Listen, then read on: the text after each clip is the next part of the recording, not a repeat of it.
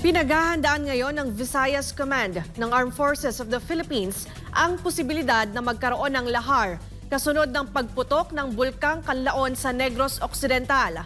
Ayon sa Viscom, sakaling umulan at magkaroon ng lahar, malaki ang tsansa na lalawak pa ang pinsala at dadami pa ang maaapektuhan nito.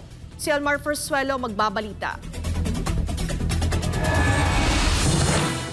Umabot na sa mahigit 20 lugar sa Negros Island ang apektado ng ashfall kasunod ng pagputok ng Bulkang Kanlaon nitong Lunes. Sa huling tala ng Philippine Institute of Volcanology and Seismology of PHIVOLCS, mas makapal ang nabanggit na ashfall sa kanlurang bahagi ng naturang bulkan. Ang mga lugar na lubhang apektado ng usok na ibinuga ng Mount Kanlaon ay ang mga lugar ng Hinigaran, Valladolid, Pulo Pandan, Pontevedra, San Enrique, La Carlota, La Castellana, Murcia at Bago City sa Negros Occidental at Canlaon City sa Negros Oriental. Dagdag pa ng PHIVOLCS, dahil sa kanlurang timog-kanlurang direksyon ng hangin ay apektado rin ang mga lugar gaya ng Tigbawan, Igbaras, Miagao, Oton, Gimbal, Pavia at Iloilo City, San Jose de Buenavista, Belison, San Remigio at Patnongon sa Antique, San Lorenzo, San Miguel, Nueva Valencia at Sibunag sa Guimaras na bahagi ng Western Visayas. Kasunod dito, sinabi ng commander ng Viscom na si Lieutenant General Fernando Reyeg na agad nilang pinakilos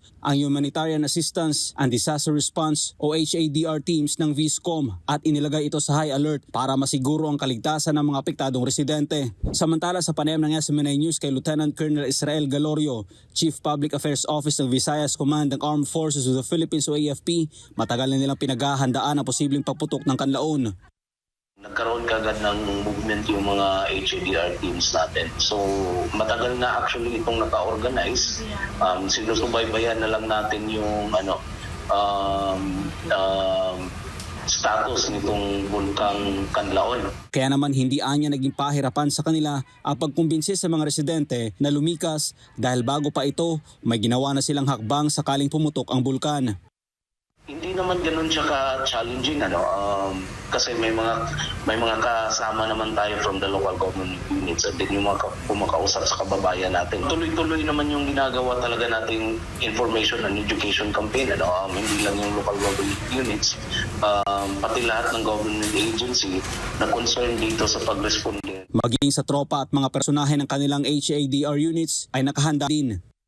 Yes, actually nakikita na namin yung mga possible na mangyayari, makakaharap namin na challenges in responding to this incident. So we have provided na yung mga personnel natin ng enough equipment, mga face mask na tayo na pinamigay sa kanila. May mga dinagdagan din natin yung mga mobility at communication assets para magkaroon ng tuloy-tuloy na komunikasyon, lalo-lalo na dun sa mga personnel natin na manideploy dun sa liblib na lugar. Sa ngayon, pinaghahandaan na nila ang posible pang paglawak ng pinsalang dulot ng ashfall at ang pagdami ng maapektuhan ng lahar.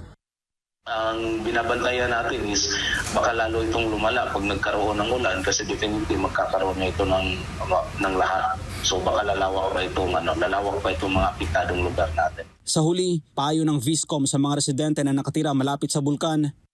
Gusto lang namin abot dun sa mga kababayan natin na maging mahinahon lang sila, then maging alerto, makinig sa mga advisories ng local authorities natin at sumunod kung lalo-lalo na kung kinakailangang lumisan dun sa lugar nila.